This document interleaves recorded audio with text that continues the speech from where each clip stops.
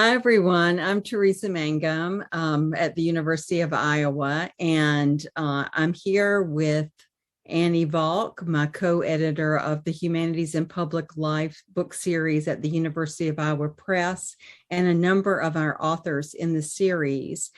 And we got together earlier to talk about, since all of these folks are long experienced in doing publicly engaged arts and humanities work, how they had survived the last 2 years, not only COVID, but the racial crises that we keep going through, now a world war looming on the brink. How do we keep doing this work under these really overwhelming conditions? I'm so grateful to our authors for making time to talk with each other and with me and with Annie. And we thought we'd go through and let each person tell you a little bit about their projects, and then open back up for questions and general conversation about how people are doing, how they're doing or not doing their work, and what we see ahead. I'm going to optimistically say coming out of these hard 2 or 3 years. So Andy, would you like to say anything before we get started, or should I just get going? I'll just briefly say hello. I'm Annie Valk, and I'm a historian and oral historian, and I work at the Graduate Center at the City University of New York, and I'm the director of the American Social History Project there, and honored to work with Teresa and with all of these authors and more on the Humanities and Public Life book series. Oh, and welcome, Gabriel. Okay, I'm going to start our slideshow to walk us to give us a vivid impression of your projects. Here we go. And why don't we start with Anne? And I'm going to let you introduce yourself, Anne. I am Anne Basting, one of the co-editors of the Penelope Project, which I believe was the first one through the series. I am a professor of English at the University of Wisconsin-Milwaukee, and I direct the Center for 21st Century Studies there. What you see, the Penelope Project, an arts-based odyssey to change elder care, has really been the bulk of my work and research. This project culminated almost a decade ago, so if not longer. And since then, it was really about bringing creativity and immersing creativity and meaning making, arts and culture into health and social service settings, a long-term care community. And since then, I've continued that work, partnered with Maureen Towie, co-editor, on bringing creative engagement to people living in the community through Meals on Wheels, and then recently finished a large project with 12 nursing homes, all reimagining a story together. So I've continued that work, and I'll be talking about sort of the overarching process of bringing meaningful engagement to older adults and people with disabilities.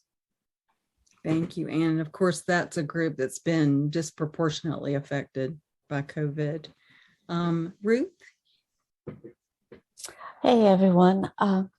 So all of my work is kind of engaging with the same question, which has to do with how we move from an inner world of dream, thought, or feeling to taking public action. And I started by making fiction films, but with communities who acted as actors and advisors. And then I've done big oral history projects. My book is mostly focused on what I do around the Triangle Shirtwaist Factory fire, which happened in 1911 and took the lives of 146 young workers, most of whom were immigrant women and girls. So every year we go to the homes of the workers and write their names and ages in front of their former homes. And since then, I also do a lot of projects using sensors and computer vision so that people have to physically be engaged in order for the story to be revealed, either by moving objects or moving their body. And I think like the summary of how I feel about the COVID, I guess, is I'm really struck right now by like the fantasy that we can go back. And it's my strong belief that after 1 million people have died in the US and obviously many more around the world, you don't get to go back. That's ridiculous and sick, actually, in some really profound way. And I'm very thoughtful about how we confront power, because how this has happened is not accidental.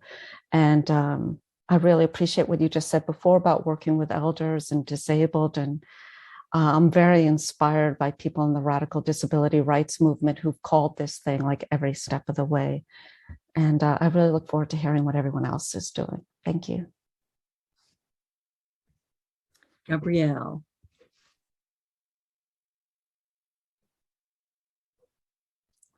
Gabrielle might still be trying to.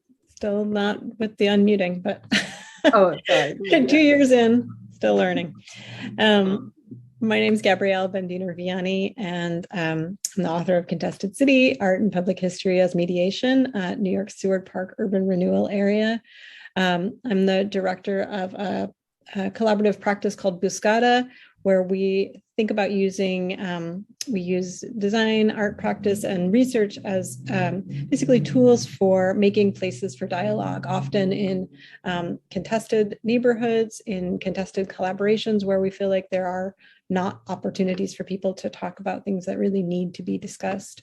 And so we think about the ways in which art practices, oral history practices have the potential, public history practices have the potential to maybe make some space for conversations that couldn't otherwise happen. So this book is an example of one of those kinds of projects. It was based in a 5-year collaboration with housing activists on the Lower East Side, and with my students from my about 5 years of classes in a class I taught called City Studio when I was a professor of urban studies at the New School. But the book both tells the history of a failed urban renewal site on the Lower East Side where many people's homes were demolished, many people were displaced, largely low-income immigrants, of a very diverse group of immigrants, majority Puerto Rican, but many other people kind of living in this very unique part of the Lower East Side. So it tells the story of that displacement and that history, but also the 50 years of activism after that, for people to build some affordable housing back on that site, and to argue for people's right to return, and thinking about kind of the what does it look like to build real housing and to think of it as homes. And at the same time tells the story of our collaboration to think about, well, what could we contribute as artists, as designers, as historians, as students, as teachers, and think about what equitable collaboration looks like, and to think about the ways in which the possibilities for kind of art practices to, again, really make spaces for dialogue in a, I think contested is the nicest way to put it, about the possibilities for what could happen on this site. So thinking about those possibilities. And I think, one of the things that's been really striking to me in doing this work, and then since the book was published, was trying to make kind of this using the book as a way to have ongoing conversations with people about kind of how some of the issues on the Lower East Side of New York might be very similar to issues in a small town, right? Or where people are facing displacement, or people are facing kind of change, or the need to kind of rally and to think about, kind of how lies get told and how people need to be able to come together and find some capacity for even just basic levels of conversation, maybe not even rising to the level of dialogue. And one of the things that I noticed in doing this, I did a lot of public work in terms of, we did annual exhibitions as part of this work, but also after the book came out, I did a lot of kind of collaborative and performative walking tours where people could sort of read oral histories aloud in the neighborhood. And it was wonderful. And I could see how much people really needed to have that space to talk with each other.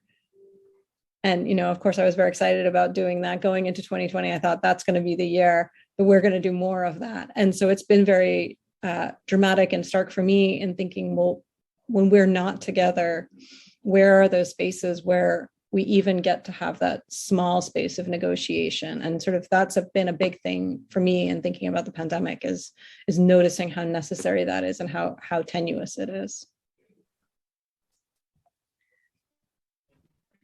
Thank you, Gabrielle. Oops. And we're lucky to have the co-editors of a book. So Bridget, do you want to start us off and then we'll go to Danielle? Sure. Thank you, Teresa. So the book Danielle and I wrote for the Humanities and Public Life series is called Engaging the Age of Austin, Public Humanities in Practice. And Jane Austen has kind of always been a favorite of mine, partly because she's really recognized and appreciated both inside and outside academia. And I've really enjoyed particularly having students participate in or lead community book clubs about Austin. And I had one such book club planned for March of 2020. And we had this whole book club planned on Emma. We were going to read the novel together, meet at the public library 3 times to discuss each of the volumes. And then we had, for the first time, we're going to do this big field trip and go up to the Guthrie Theater in St. Paul and see the new Kate Hamill play adaptation of Emma together. And that didn't happen, obviously, but we moved the discussion about Emma onto Zoom. And I have to say, it was really kind of one of the most meaningful book clubs I've ever had. I really, you know, in those early weeks, we were all just craving any kind of human connection, and we were Zoom enthusiasts still. And I really kind of imagined leaning into the kind of escapism of Austen and being like, let's just forget about the world a while and talk about Jane Austen.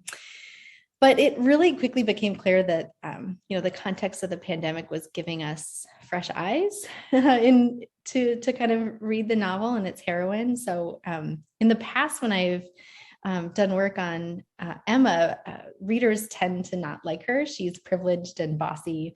But the readers in our group really picked up on this detail that Emma is kind of a homebody, like kind of unwilling homebody. She lives alone with her father.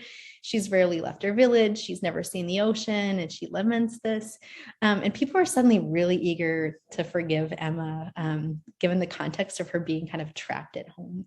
And then Mr. Woodhouse, her father, who's this kind of bumbling hypochondriac, he's usually the total comic relief of the novel, but he's worried about all sorts of things, including drafts of air making the young people sick. And, you know, particularly in those early days when we didn't know much about COVID, except that it was, you know, airborne, people were pretty compassionate with his anxiety. And it was really hard to laugh at, you know, his preference for thin gruel when we were all sitting around like sanitizing our groceries and not sure if, you know, what we should even be doing. So in the end, everyone said how nice it was. Let's do it again. This was so lovely. And I had the best of intentions, but I have not hosted a single thing since then for all sorts of reasons. And so I'm kind of coming to this at a moment of kind of reckoning with myself and kind of finding my way back in after a time of being away. Yeah. Thank you. Yeah, Danielle. Sorry, my connection's a little wonky, so I wasn't sure if there was a pause for a second. I apologize if I just spoke over you, Teresa. No, you're fine. Thanks. All the fun things of Zoom attached to this in year 2 point whatever. Thank you for having us. It's really an honor to be here amongst such a really extraordinary group of scholars and activists and projects. As Bridget mentioned, I've also been drawn to Austen for the ways that her work and the work of her contemporaries reverberates in our own time, and how her writing has the ability to bring together various audiences of different ages, backgrounds, interests, whether they love Austen or don't like Austin or somewhere in between, and how this kind of historical and archival work that we're able to do through Austin and her contemporaries helps, especially in the classroom, but also in the context of classroom and community settings, help us talk about, witness, and think of ways forward in addressing issues of justice and injustice in the academic and classroom settings and in our communities. So many of these issues have been brought to the fore in the last 2 years. Our slides, I wanted, Bridget and I were talking about this as we were putting the slides together, are actual visual repetitions of 2 PowerPoint presentations that we gave in January 2020, which is the last time we saw each other in person. And I think for both of us, it was the last time that we traveled for any academic related work before the pandemic. I think Bridget was flying out of Seattle the day that they identified the first case in Seattle at the airport. And so that seemed particularly apt because for both of us, many of our goals that we were discussing in January of 2020 have this kind of stuck in amber quality, where we were beginning to develop new projects or sustained projects out of things that we wrote about in the book or talked about with our collaborators and fellow co-authors in the book. A project of mine that has been able to continue, but in very different ways than I thought would happen, is a project called Blank Spaces in the CSUN University Archives, which is working with our special collections archivists and our metadata librarian to help digitize and transcribe and disseminate a series of documents about the lived experiences of people of color in the 18th and 19th centuries that our library happens to have primarily as a teaching aid. But they're really extraordinary documents that are very meaningful for students, especially. I teach at Cal State Northridge, which is located in Los Angeles. We're a huge campus of 40,000 students, many first generation students of color. So primary audience and the community surrounding it is very reflective of that population.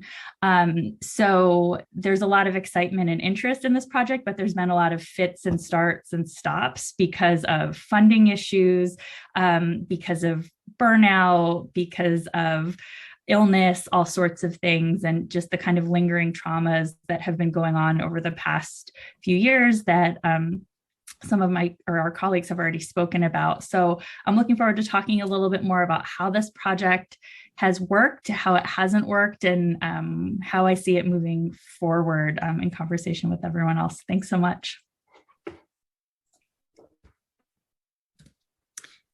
And another duo, Mallory Catlett and Aaron Lansman. Hi. So we've been actually spending a lot of the pandemic working on this book, which is so we've been working with the press on a book we're calling The City We Make Together, which is it's based on a multi-year project.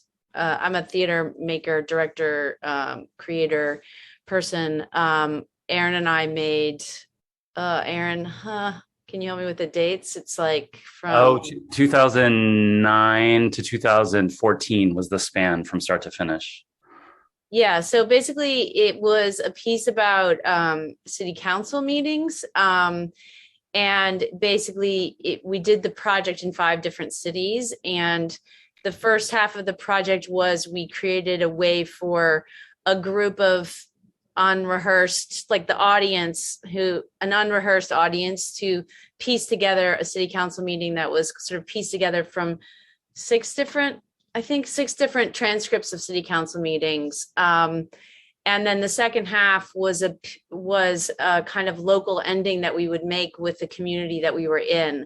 And so, and the book is really about just soup to nuts kind of what we experienced, kind of creating the project, explaining what the project is, and trying to grapple with the idea of working with and in community, in making making theater, I guess, and just the particular model that how we did it, everything from sort of the way it was funded, the way we created these, like the development times, et cetera, et cetera. So the book is really a comprehensive look at the creation of the piece and the applications of this kind of work, both we're interested in an audience that's both of artists, maybe social practice artists, but also like people in humanities as well, how they might interact with and use some of the tools perhaps that we used to kind of make these transcripts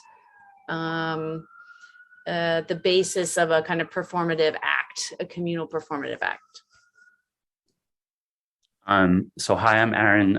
I'm co-author with Mallory of The City We Make Together, and I'm a theater artist also based in New York City. I'm actually about 2 blocks from the site of Gabriel's book, Contested City, at Abrams Art Center on the Lower East Side, where I have an office and I'm a resident artist. And I'll just add to what Mallory said. So we made this project, and at a certain point, it felt like if we were to continue making performances through performance venues, with the funding that was available, we had basically like exhausted the funding that was available to us, the resources, that we would be doing something that would end up being sort of extractive, because we worked in 5 cities and we were able to be in those cities for a total of up to like 16 weeks over the course of 2 or 3 years, rather than a kind of normal mode of touring, which is you go somewhere on a Tuesday, you set up and you perform on a Thursday, Friday, and then you're out by Sunday morning.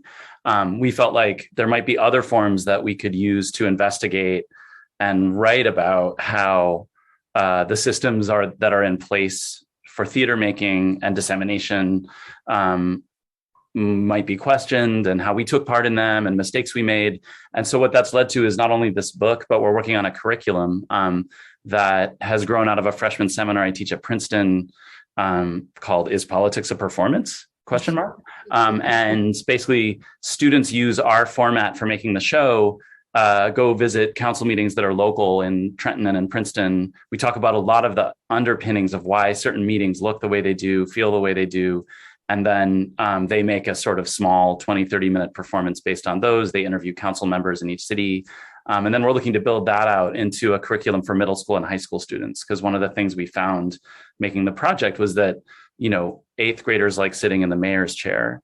And what I think the pandemic was very interesting as a teacher, because as teaching went on Zoom, so did council meetings, and so did theater to some extent. And so there was just interesting to watch what the shortcomings are of trying to create a civic space online, trying to create a theatrical space online, and trying to create a classroom online. So I'm happy to talk more about that, and also happy to be in dialogue with the series and the writers. So thanks for having us.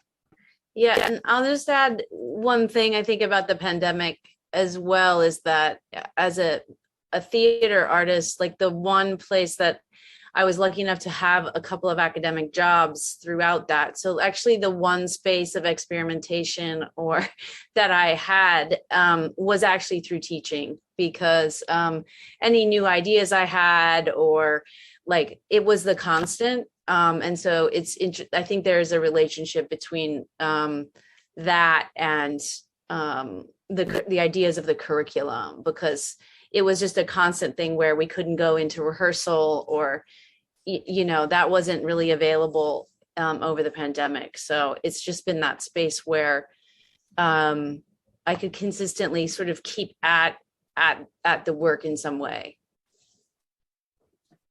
Thank you to both of you.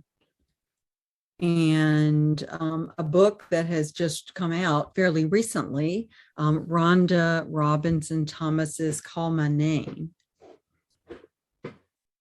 Yes, hello. I am Rhonda Robinson Thomas. I am the Calhoun Lemon Professor of Literature at Clemson University in upstate South Carolina. I'm also the faculty director of the Call My Name project. And this project documents the history and shares the stories of African Americans in Clemson history from the antebellum period. Our university is built on John C. Calhoun's Fort Hill Plantation. We start the history there, although the university was established in 1889. and traces that history over 7 generations of African Americans who lived, labored, and changed Clemson into the 21st century, where students have been very involved in social activism. So I like to say that this project started on my very first day at work at Clemson. That was the day that I learned that the university was built on Calhoun's plantation. I came to Clemson as a postdoc, so I didn't have the opportunity to do a campus visit. And none of the professors who became my colleagues bothered to tell me that, oh, by the way, the university is built on a plantation. And if you look very carefully at the cover of the book, that top photograph is a picture of Calhoun's house, and it sits in the middle of our campus. So our founder, his son-in-law, stipulated that the house always had to be open for the inspection of visitors. And so it is to this day. But when I got to Clemson, people were talking about the house, but they were not talking about enslaved people or the institution of slavery. And so I started asking questions, mostly about the enslaved community, and learned that there were inventories in our archives. And when I first saw the list of 50 that were sold with the house in 1854, I vowed to share them with the world. And that's how this project started. I thought that I would only be documenting the history of enslaved people, but instead, I kept finding African Americans in Clemson history during Reconstruction. The university was built mostly by Black convict laborers, people who were hired to work as maids and cooks when the college opened, musicians who came to perform. And then Clemson was desegregated in 1963, and Harvey Gantt won a lawsuit to enroll, but it was a class action lawsuit. He wanted many African-American students to come, but also faculty, staff, administrators came as well. So Call My Name is based on the call and response tradition. So that tradition invites a speaker or a singer or a musician to speak, perform, and the audience responds. The easiest way to imagine it is if a minister is preaching in church and people start saying amen or clapping or responding to that sermon, what gets created between the preacher and the audience, or the musician and the audience, is something very different than simply sitting and listening. So we call the names of African Americans in Clemson history and invite the public to respond. So as you might imagine, COVID has had some pretty dramatic impacts on our work. One thing that we have been able to continue doing is effectively use social media. So we have social media accounts on Instagram, Twitter, and Facebook, which continued throughout the entire time. Initially, we were not able to go into archives, so we quickly pivoted to online digital repositories and found new ones that we probably might not have located because we were more focused on going to the state archive or to our own special collections and archives.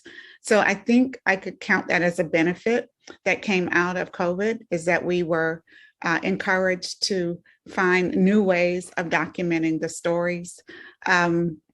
We also, I had a postdoc that was hired right as the pandemic began. She was not able to come to Clemson until the second year because there were travel restrictions.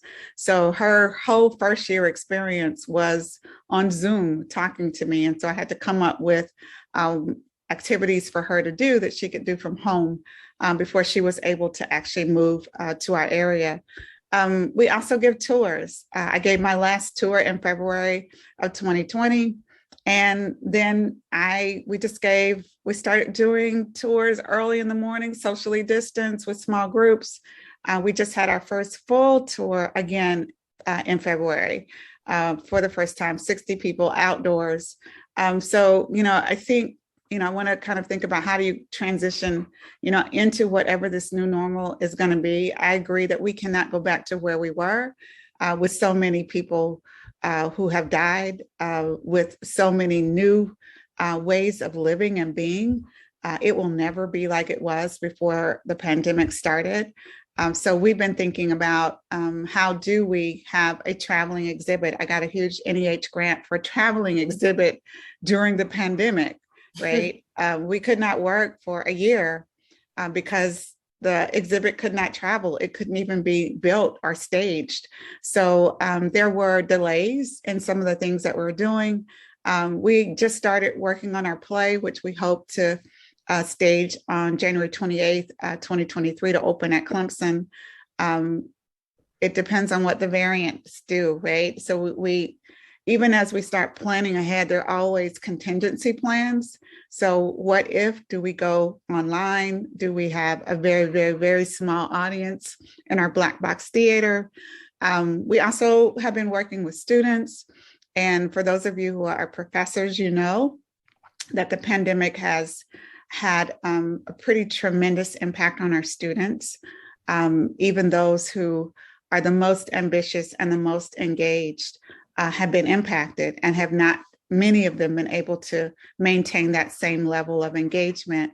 So that's impacted our advisory board. The first year we had a very active advisory board. This year we've had more challenges in keeping our students motivated and engaged. I have a community coalition. We pivoted all of our meetings online and have been able to meet on Zoom throughout the pandemic. We are just now starting to organize meetings in the community or programs in the community very carefully, very slowly. So I'd love to kind of think out loud together with the other authors in the series about moving into this brand new world that awaits us. How do we continue the work, knowing that there will continue to be restrictions and precautions that we'll have to take, particularly for our projects that are public facing? How do we continue to be innovative and creative?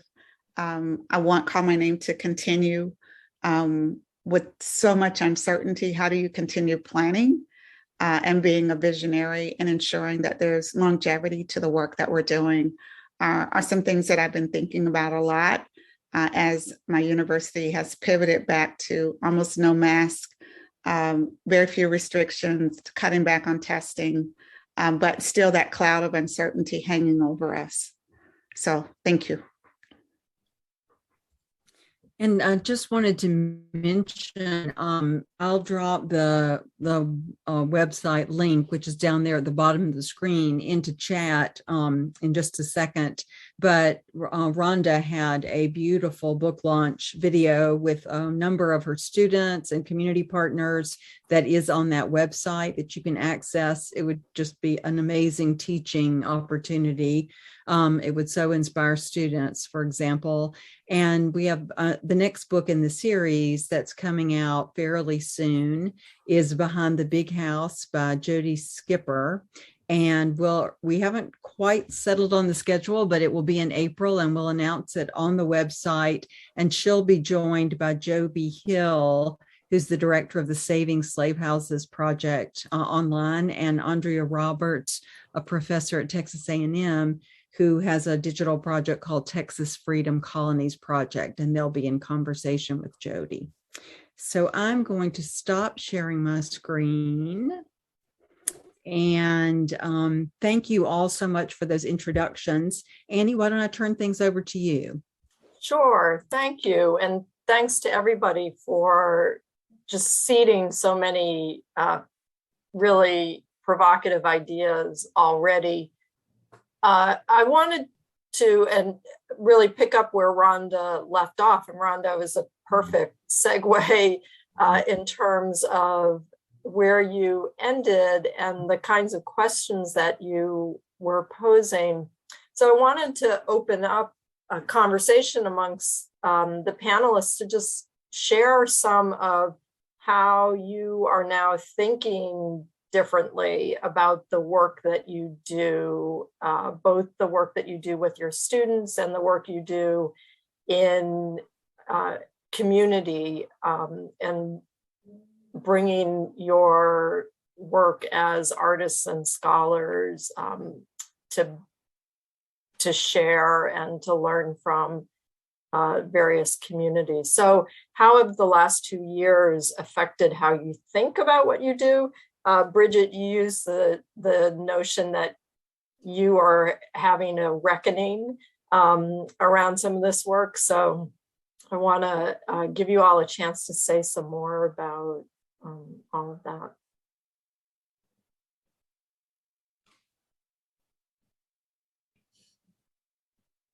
I'm happy to explain that reckoning a bit more. And I have to confess, part of what I've learned to rely on with the kind of sleeplessness of working full-time and parenting full-time during COVID is to script myself when needed. So forgive me, I'm going to rely heavily on notes. But yeah, I think when you invited us to be part of this conversation, it really kind of prompted me to start thinking again about, okay, why is it that kind of this whole kind of community reading group thing that I had going that I was so invested in, why did that just stop? And I think there are all sorts of excuses, like we all got Zoom fatigue pretty quickly. I got pregnant and had a baby. It's been wild, everyone's busy. But part of it too, I think, has to do with the fact that I felt like community reading groups, to use pandemic language, are kind of non-essential services. And in the kind of hierarchy of need, talking about books felt pretty low on the list in the early days of the pandemic for me. And I think, like a lot of people, I've been really kind of thinking about what I do and whether it's worthwhile and whether it matters. And I've just been in survival mode so long. And kind of now not having that kind of bit of community engagement, not just like this project, but the whole concept of like engaging with community, like connecting with people who live near me. It's just really lonely. And so now I'm just in this weird space of feeling like, oh, maybe those conversations about books are both a non-essential luxury, but also like absolutely essential. And I'm just so, I feel like really cocooned in this bubble. That I'm just not sure how to restart and reconnect after like so obviously dropping the ball for like 2 years. And I don't know, maybe you feel that way too, right? Like I think we've all lost something, right? Like we've all let something fall to the side to get through these 2 years. And the other thing that I'm personally facing is this weird guilt that I'm feeling. And I'm not even sure I can pinpoint where it's coming from. Like I said, I'm still working through this, but in 2020, when I was teaching and going to meetings with kids on my lap, I never, ever apologized for it. It was this deal that I made with myself right away that I was never going to apologize, partly because my institution wasn't acknowledging the fact that some of us were working with kids, and I was not going to apologize for having them on screen with me. But lately, I have just been the worst at apologizing. I'm just constantly apologizing when I have to have my kids with me for remote work. And I'm not sure. I think part of it is that early in the pandemic, like doing like the parenting and the working simultaneously online felt just like heroic. Like, look at me, I'm teaching and I'm like nursing, like we can do this. We can have it all, right? But lately it's just, it's felt like I am just a mediocre teacher and a mediocre mom, and everything I'm doing, it feels halfway. And I just don't feel like I can be the parent I want to be, the teacher I want to be, the colleague I want to be. And like, even right now, like in the next room are my children, and they have the flu, and I feel guilty that like the noise of that is coming into this meeting. And I feel guilty that I'm at this meeting instead of caring for my sick kids. Right. And so it's like this like layers of guilt. Right. And so the long and short of it is, I am obviously someone who is too caught up in my own head right now, and my own perspective and my own tiny world and my own imperfect point of view. Right. Because all I'm thinking about right now is myself, right? And in the past, there have been 2 cures for this self-centeredness that I rely on. The first is books, and the second is other people. And so I'm not there yet, but I'm starting to really looking forward to starting these book clubs again, because clearly it's something I really need. And I wish that I had kept them going all along. but I'm going to try my hardest not to apologize for it and just be grateful to be in this place now. I'd love to follow that up because I had the opposite experience when COVID happened, because right after the Penelope project, which we, basically restaged the Odyssey with an entire long-term care community, we, Maureen Towie and I wanted to see how we could reach older adults living at home, because only 5% of the population is at any point in the United States living in care communities, and the vast majority of older adults are at home. So we studied what systems are in place to bring creative engagement to underserved older adults who are living alone. Meals on Wheels, telephone reassurance. This was 2011. Companion visits, all these things. And then we poured creative engagement into those networks. So, and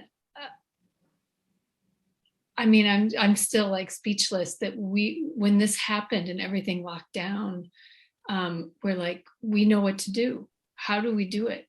How do we get this out there? And then now looking back at sort of this, what I called sort of the inflaming of creativity, of like, let's do this, and trying to, and there was actually funding to help some of that happen, but it was a franticness and a kind of a stress, just surge of trying to get some of these things out. We did a lot of that, including with students. I have a class for the last 7 years that embeds students in long-term care and caring for older adults and people with disabilities, some of them living in the long-term care communities, doing community building through creative expression and storying. And during the pandemic, we had to adjust because they were mostly categorized as residents. So they were going to be locked down. They couldn't come in and out. We got some of them recategorized as staff so they could be mobilized. But it was a massive adjustment to switching to phone and then figuring out, how do we do that? And just incredible. And then I gathered some numbers because I wanted to know for today. As of March 2nd in 2022, 944,650 deaths have been attributed to COVID. Of those, 702,732 were 65 and older, and 177,000 were 49 through 64. If you look at those numbers on those statistical charts, the number of people under 49 is minimal. And it is really hit older adults, and the ageism and the ableism, those words really don't capture the callous devaluing of human life simply due to age or ability, which was really rampant in the political rhetoric. So if you were studying rhetoric, this was an incredible time for that. We really chose independence over care. It's still stunning and shocking. And as I found that was an incredible thing to make clear to students, to think about seeing the ableism and the ageism that was operating through the pandemic. I think one of the things that came out for me for this was in my own teaching is that I've always been about systems change, but watching massive, like all of a sudden, no, we can't, Bank of America can't work from home. 24 hours later, every single employee is working from home. The rate of change was so fast that I just don't believe that anymore, that we can't change massive systems.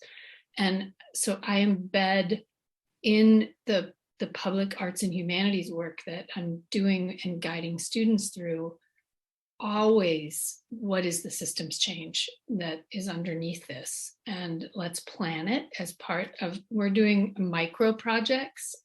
That was about what we could handle a lot of times, but what is the systems change behind that? Just as, don't be afraid to insist on it. That's what I'll say for now.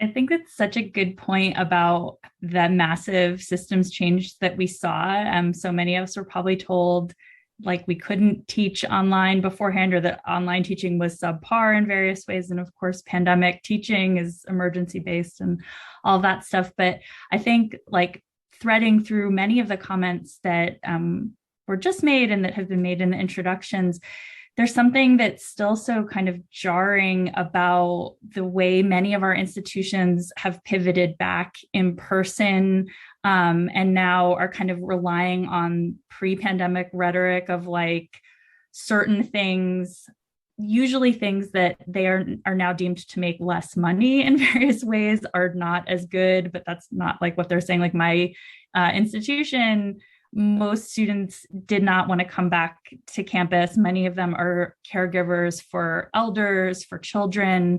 Many of them are, because they're first gen, it's, you know, gas is like $5, $6, $7 a gallon here, and public transportation is still not wonderful in many parts of LA. So just the cost of attending, driving, parking is a real obstacle for students. And the administration's response has been to imagine that we have the traditional, you know, resident student on campus that's 18 and really wants to be in person. And that audience is absolutely there. Faculty are there. I'm back teaching in person, despite having little kids at home who can't be vaccinated. And the idea was like, well, the response from administrators was like, well, everybody who wants to be vaccinated is vaccinated, so we're all safe. And of course, that's not true for a huge population of children, for immunocompromised people, for, you know, all sorts of people. And so it's really interesting. Like it sounds like many of us have taken on not just the work that we've been doing, but also institutional activism, pushing forward different ways. I know I'm a lot more active in my union than I was pre-pandemic because of a lot of these things.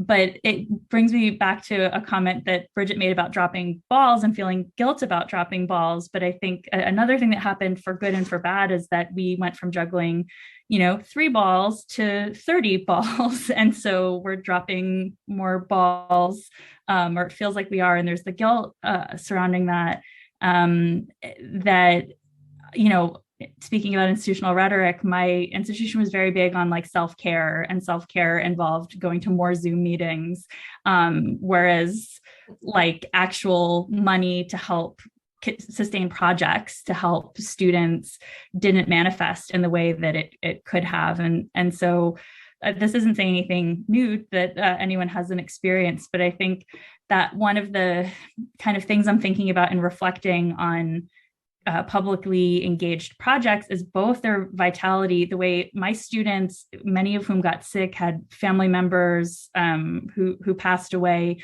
The one project that I could reliably know that they would complete would be their public humanities project for each class. The actual like long-term research projects, that the traditional ways that we would evaluate students were really challenging. And many of my students who were not creative writers found outlets in writing creatively about their loss, their trauma, their experience. So it opened up new possibilities, but it's just doubled down the things that we already know about the high impact practice nature of publicly engaged work, the importance of it, but also all of these obstacles that are still in the way. Like there's lots of funding for like STEM work right now in my university, but there are very few opportunities to fund the sorts of projects that my colleagues and I are working on in like the humanities and the arts, even though they've proven so vital. So and Rhonda, it's so great to hear you got an NEH award, which is so difficult. It's like impossible. But then also the obstacles of like, well, what does it mean when it's tied to like specific funding areas? And the funding is already so limited. So that's a big kind of hurdle, like the importance of community collaboration, but also the ways that it's still so hard to do that.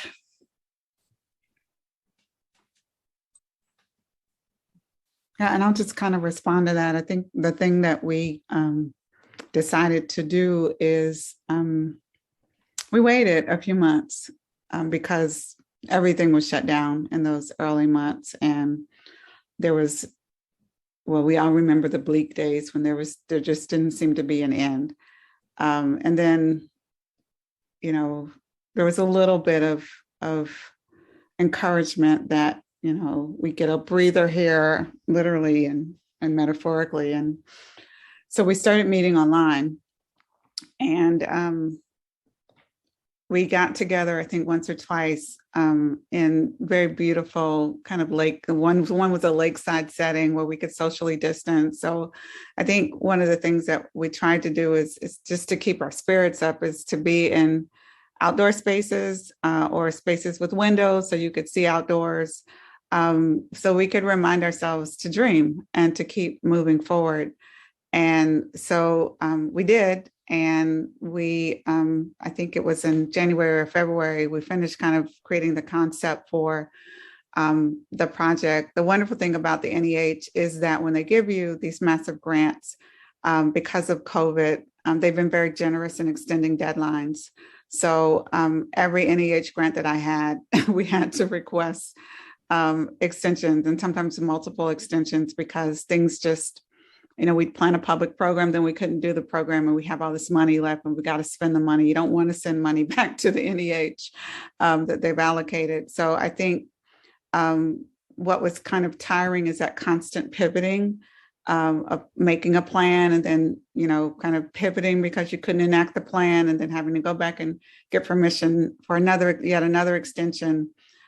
So we are at a point now where we're actually starting to meet together again in person, and to look for space for displaying. Just sent an email out actually today with some of my partners saying, can you help us find space for displaying?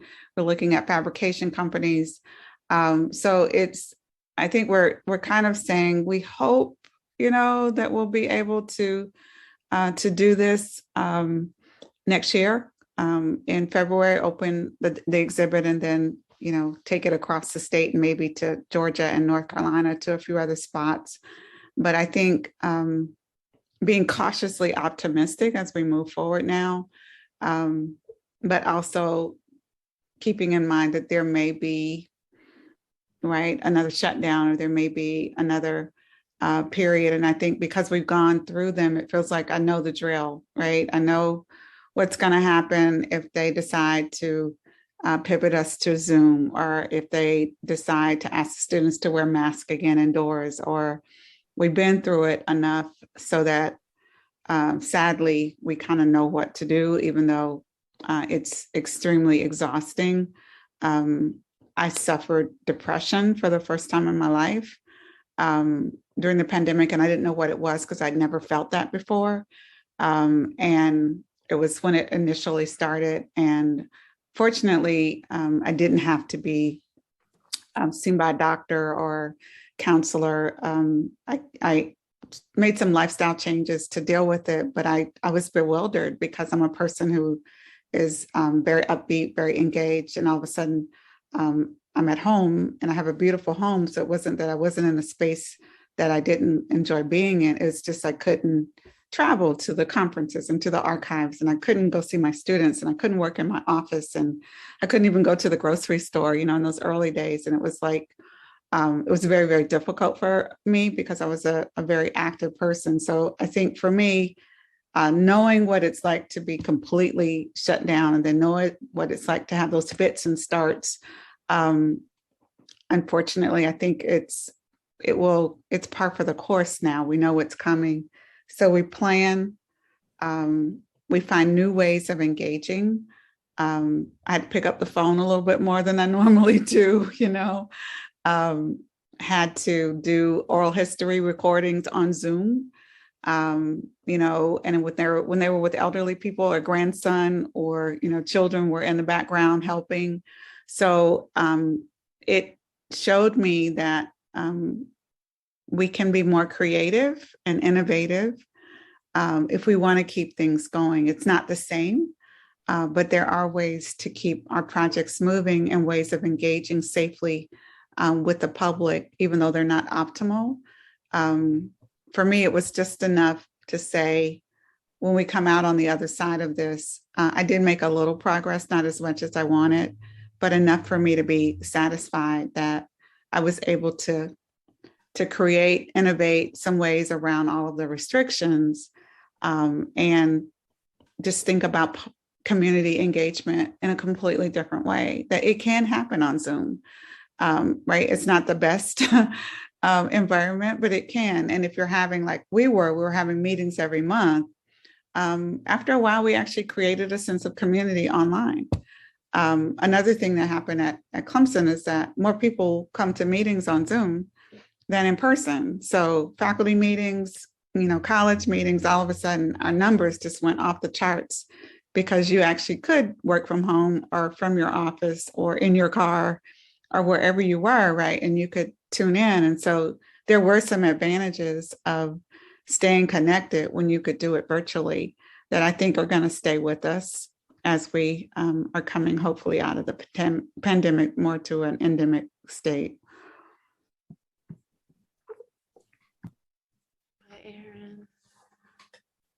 One of the questions that we had talked about when we got together earlier, and several of you have touched on it already, but that I would really be grateful to hear you think about is, how has your sense of purpose changed? Is your sense of purpose for doing engaged work the same as before, or has it shifted? And if so, how so? I was thinking about that question. I think for me, I'm trying to really untangle this idea of purpose from a lot of baggage, or like an investigation of myself in the world in a patriarchal and a racist, white supremacist system, and how, like, what parts of this idea of purpose have to do with kind of like an exceptionalism, and what parts of purpose have to do with something deeper, because I feel like purpose is so sucked into this kind of capitalistic kind of mechanism, and trying to kind of, I think my response to the pandemic is that it's kind of really literal, but like it allowed me just to sit with the trouble, like in a way I've never been able to do, because all the outlets in my life of making things, of like, here's a problem, I make it, I feel like, oh, I've made some headway. And the pandemic was really the first time I realized how slow and uncomfortable that internal change is, but also like how rich that place is, how difficult it was for me to kind of sit with all the troubles. And I think in terms of my teaching, I used to think my job was to teach methodologies, right? Tools and skills and things that, and now I think it's really about trying to get my students to ask really hard questions that they don't have answers to, and that there aren't good answers to, and just see what happens when they sit with those things and then they go about making something. And I've been really struck by the kind of depth of the work, which has had nothing to do with me, or any skills I might teach. And I mean, interestingly, the project I did with Aaron, one of our research was Ranciere's The Emancipated Spectator, but also the book he wrote called The Ignorant Schoolmaster, which is one of the first places I really started to think about the hierarchies embedded in education and how detrimental they are to actual ideas of emancipation. And so it's interesting how certain things started, with that project and with the book, but like, it's not until now that I can really understand them as a seed of a lot of the work I've been doing to try to like undo a lot of these kind of like big structural problems, like embedded structural problems that have to do with my own history. My family goes way back in the history of this country, and I have personally been doing a lot of investigation. My great-great-grandfather, I mean, they came to this country in the 1600s and were and set up the laws that enslaved other people. And so this is like all stuff that I've been unraveling for myself at the same time of doing all this. And so it's interesting how far I've pushed in my classes for us to talk about all the structural problems with the power structures within teaching, how it affects their sense of value, the sense of themselves, their sense of like how to make work, and I've really pushed it, and I'm really kind of amazed at how much it's building a foundation in classwork where people can be more vulnerable, they can do riskier things, they can support each other and have a bigger sense of accountability to one another within class. And my students are taking really big risks and making very personal work. And so, so for me, like the word purpose, I'm trying to untangle it in a way. And I think that's a lot of how I'm thinking about a lot of things.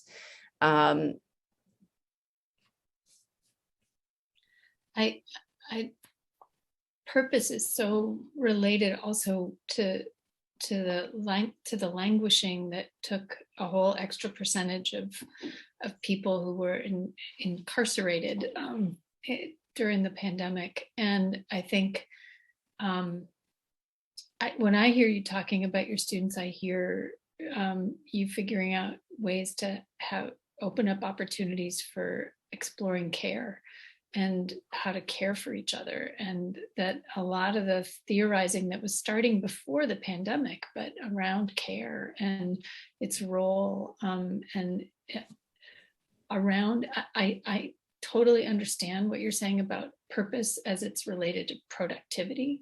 But I think care and purpose is really about, for people who that we're working with and getting students to see this, that they've had opportunities to care for others taken away, where they are being restricted and cared for, overly cared for, so that there's no flow of purpose for them. The social role of being kept well or, being a sick person takes away the right to be needed and to have a role. And I think just even opening that up, that purpose can happen on a micro scale and care can happen in that way. And I hear, having your classroom be out or your meetings be outside or near a window is a tiny little act of care.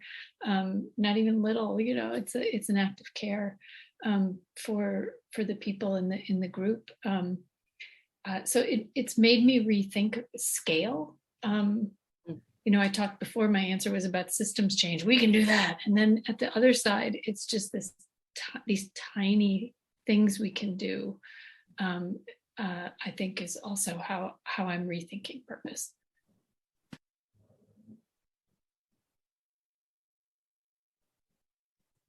I just want to jump in really quickly and say that if there are people not on the panel who have questions or comments, that you're welcome to post them in the chat and we'll try and take them up.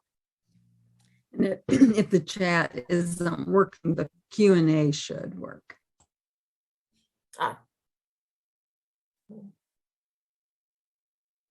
Did anybody else want to take on the issue about purpose? I just want to add another word to what we're discussing here, and that's empathy. So I think I've heard the word empathy more since the pandemic started than at any other time in my life. And just thinking about my own work, one of the other responsibilities that I have now is coordinating research and community engagement for our cemetery project. We have a cemetery on campus where employees can be buried, but recently using GPR, ground penetrating radar, 667 unmarked graves believed to be those of African Americans were discovered in the cemetery. So kind of dealing with this open secret. We're learning that many African Americans in the local community knew about that. And then dealing with the university, who made decisions over and over again to keep expanding the cemetery and using parts of it for various campus development projects. Right. And we're learning this in the middle of the pandemic.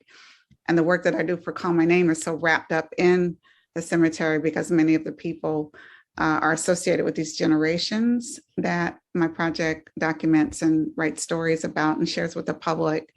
And so I've started dealing with the families of those who are buried in marked graves. And I'm also relating to the families of those who think they may have a relative in one of those unmarked graves, and we may never know unless some evidence appears, family Bibles, I don't know, a death record, because those burials continued into the early 20th century.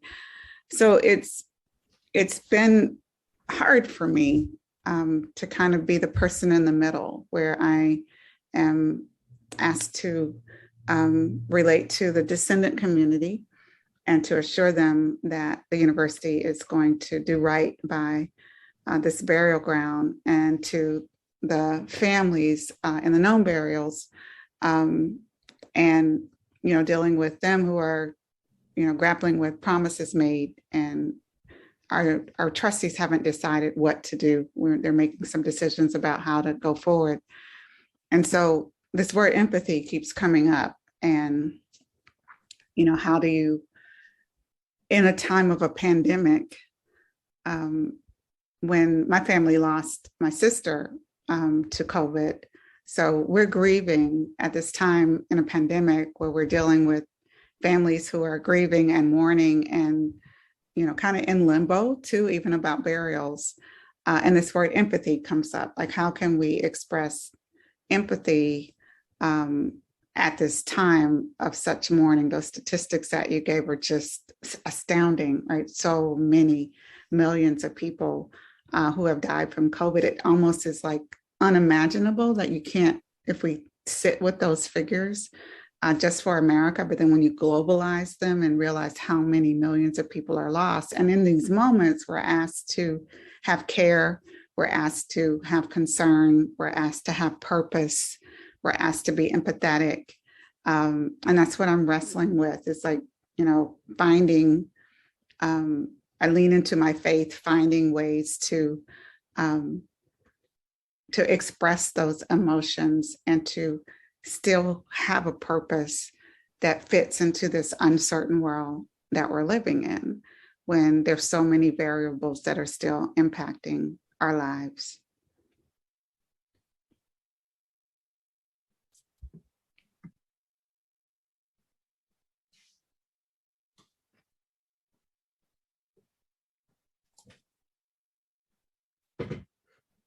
One of the other things that we talked about when we met before was that Rhonda's comments make me think about as the question of how to go forward with uncertainty.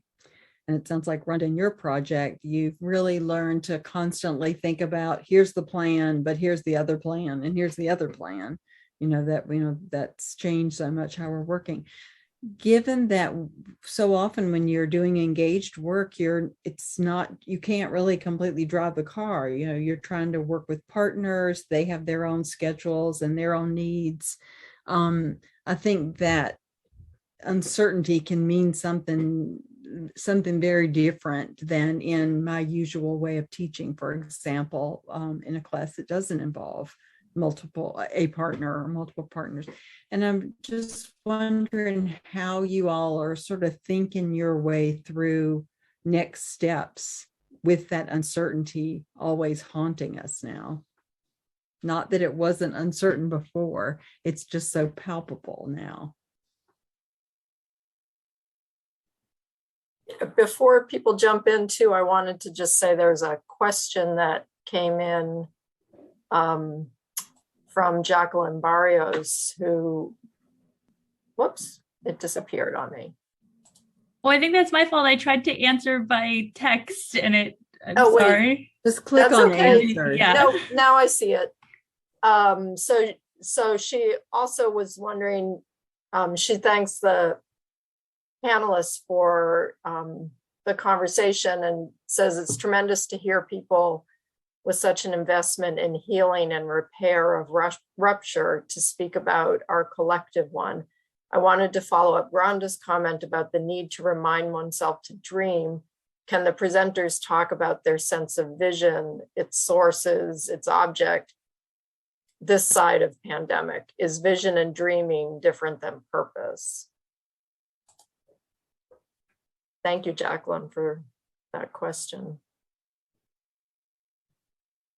I'll try and say something to that. And I think one of the things that's been difficult, I've just sort of been listening and sort of even Rhonda, what you were just saying, so part of the reason I think it's hard for me to even talk about, it's like there's so many pieces of this and they're so interlocking and like the constant pivoting of all the pieces, right? Of the personal life of, you know, being a parent in this time, like all of those things. And then thinking about trying to make things and thinking about what does it look like to be thinking about, you know, even teaching, but also to be kind of intertwined, kind of as many of you have said, with the institutions in which we teach and the problematics of those institutions and trying to navigate those things, right? And so even just sort of as I start to think about like purpose, it's like some sort of crazed explosion of all the pieces, right? And then not to even leave out the like things going on in the actual world, like COVID, like, you know, the threat of nuclear war, all the ways in which we have to kind of think about, well, why do we live in a country that has no ability to have any kind of civil conversation whatsoever around almost any topic, but certainly not around race, you know? So what are the things that those things are weighing very heavily on me and kind of have been for obviously a long time, but in sort of the pandemic moment in the last 2 years, it feels like everything got like exploded. And I always felt like, especially at the beginning of the pandemic, I felt like I had things on my desk and then things just happened and it just like swept everything just into a giant pile on the floor. And like, that was my life. And I think kind of to this point of thinking about kind of to dream, I do feel like the one thing that maybe has been the thing that has gotten me through the last couple of years is the capacity to try and make something or make something new. That to me, that has been like even small things, like that these things are not finished in any way, but the capacity to just be able to like that it's optimistic to make something new, or that it's optimistic to think that you can like continue something or keep building or keep imagining. And to me, that has been really, I think, one of the most important things to me over the course of this time. Like that has been the saving grace for me. And so it makes me think like, well, how important that, like making that space for dreaming, that space for, and not just dreaming, I think it's like the work of making and the work of remaking, like that is very,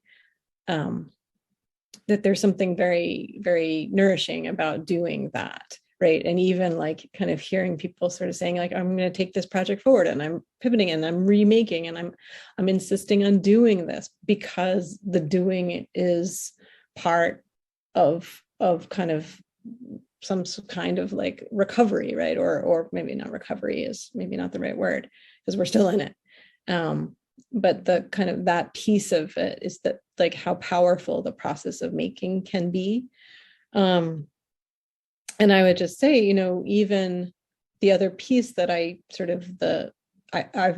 of thinking a lot about folks talking about teaching and relationships to students. And one of the things I will say in terms of my own life, and I think this is real for many people, was that I was a contingent faculty member at the beginning of the pandemic, and I am no longer a faculty member where I was teaching, right? And so that's part of the reality, in part, you know, where things really fell apart in the middle of the pandemic, right? So through teaching a lot on Zoom and then watching that capacity for hiring the ways in which contingent faculty members and then broaden that to kind of everybody within kind of employment precarity fell apart through the pandemic, that those things I think are also really important. And I think then also require a way of pivoting in both in terms of one's livelihood, but also in terms of the kind of communities of care that you might be a part of, the ways in which you think about yourself in terms of who needs you. I think those things are also very important and have been an important part of kind of my life for the last couple of years, is sort of sorting those pieces out.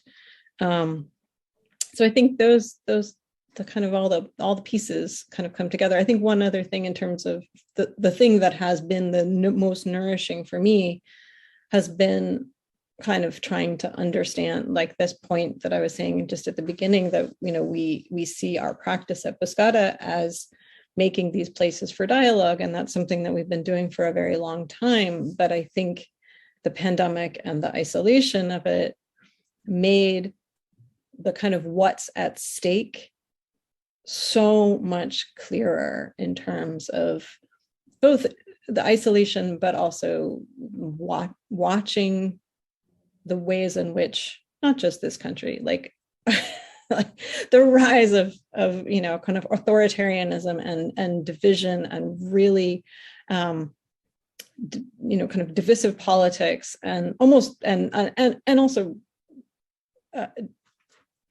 separation from reality, how that has become, you know, where we have so few places in which to kind of find a shared reality, that thinking about that's a lot of at stake if we don't have those spaces in which we have capacity to have conversations. And so thinking about that has made me look differently at some of my past work, and has also sort of helped me kind of return to it, but to return to it with that lens. And that's been like kind of both generative and also very depressing, but that's kind of where I've been thinking around all of these pieces.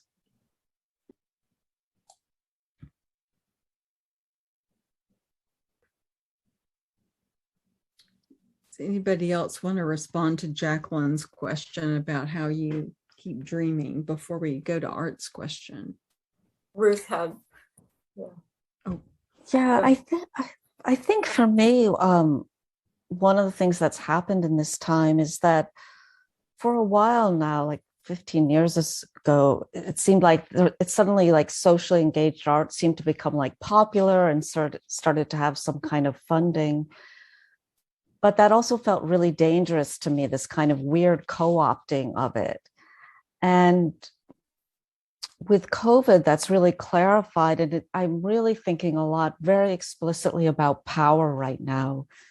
And how, to me, it feels like, and this really applies to many projects I've done, which have been about creating space and amplifying voices and doing these things that feel good and are in fact important, but they're not about claiming power explicitly or holding space for rage or holding space for like direct confrontational kinds of things. It's not that we don't confront or we don't have feelings, but it always seems to be narrowed into something that's polite or acceptable, or instead of holding space for things that are not acceptable or that bust things open. And so I'm thinking a lot with my own work about what we're training people for, because it feels to me with all these things that are happening right now, that we need to be more explicit and comfortable about just taking power and not asking for it in some sense.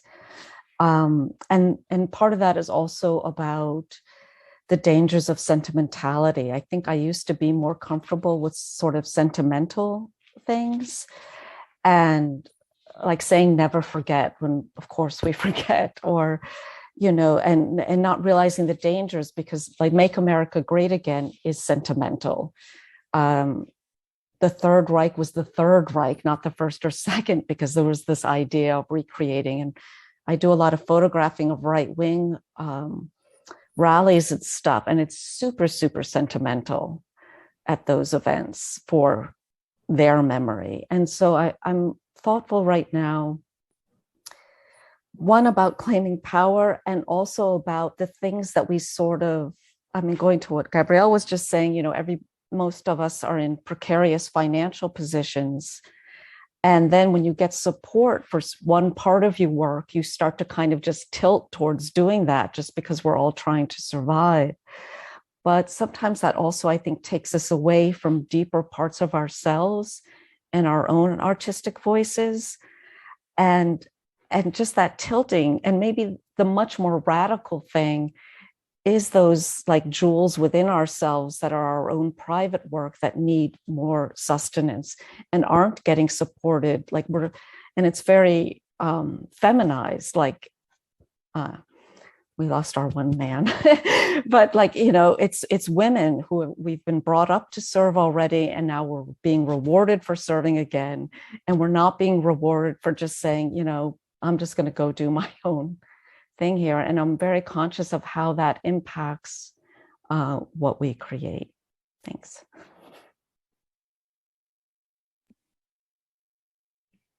I'll say too that there was a chunk, I think Rhonda was probably a little depression, where I couldn't dream, and I had to just create conditions in which that was okay, and to realize that you know what, that's one of the benefits of working with the long-lived, is that you see time in a different way, and that it's okay to ride, maybe not dreaming for a little while, knowing that it's going to open up into dreaming again, and that there was a time, and in fact I'm still doing it, the only thing I could do, the work I was trying to do, was to bring meaningful engagement to people who were overwhelmed.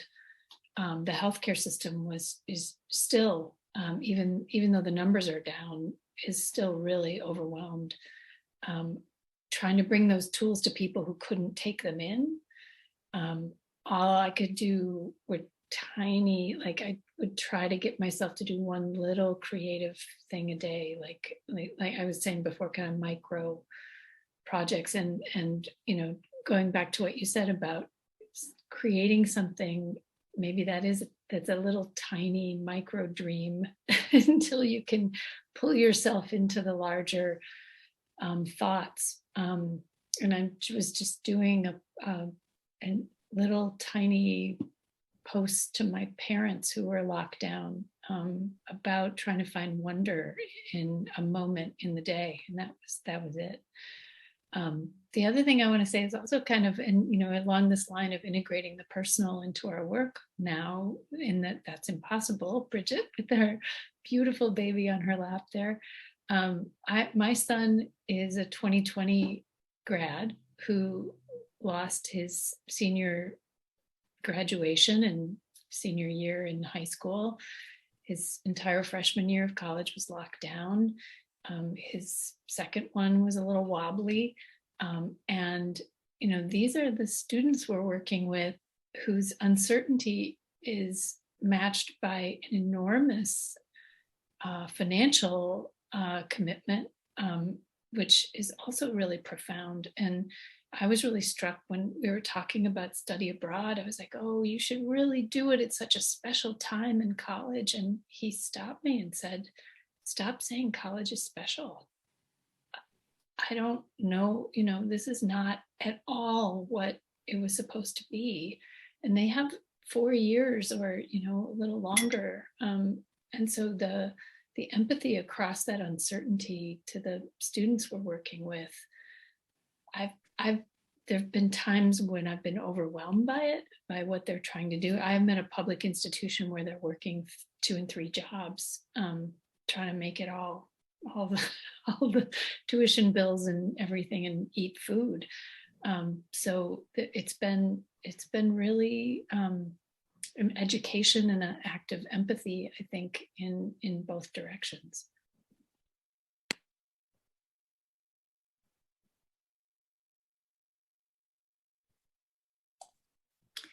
In some ways, Art's question, he he expresses his appreciation for how frank people are being at multiple levels, including their own personal struggles. And, asks how can we keep these concerns at the center of our scholarship and teaching in resistance to the institutional inducing of guilt and shame. And we only have about 5 more minutes, but maybe that would be a useful or one way to wind up our conversation. Like most of you who have been in the classroom the last 2 years, the way you've described it, I've just been astonished by the difference in what students are willing to say they need. They may have needed it all along, but they're just much more cut to the chase now, what the issues are, what their family circumstances, their work circumstances are. But also, when I was teaching a class that involved a lot of thinking about future career possibilities, and my students would say, I don't even know how to talk to people anymore. Like, I don't know how to have a conversation. We would practice in class what conversation can be. And so, the guilt and shame will partly come as institutions push us to return to some fantasy of normal that it sounds like we clearly all feel would be impossible and also undesirable. So I just wonder, maybe to close out, how you're picturing going forward, whether with your community partners or your classrooms. What will you do differently? What will you take from this experience that might, change your practice as an engaged artist, scholar, and teacher in ways that feel better instead of feel worse? Sorry. I just want to jump in. I mean, I think my feeling is that there's been the sort of softening that I didn't think was possible within my industry, the theater. Suddenly, going back to what Anne said, suddenly, everybody was totally flexible with dealing with artists, and the theater that said you have to fit into a slot was like, oh, maybe we'll do it. Like everybody changed on a dime. And I think there was a lot of softening and questionings of all this kind of, rules and regulations that were within even the theater, even downtown New York City theater, right? We're not talking about regional theater. I'm talking about, and I guess, I think I've always felt like the thing I had to teach as an artist in a university was that in art, everything's uncertain. There is no right or wrong. And that's why it's hard, but that's what's exciting about it. And now what I feel like, and I'm saying that because what I've realized is even that thing that I'm saying right now, I wasn't really talking about, it was what uncertainty really is being redefined for myself within the context of what we've gone through. But I think that there's a problem because life is uncertain, and it's going to get more and more uncertain because we're not dealing with climate change. We're not dealing with these huge questions.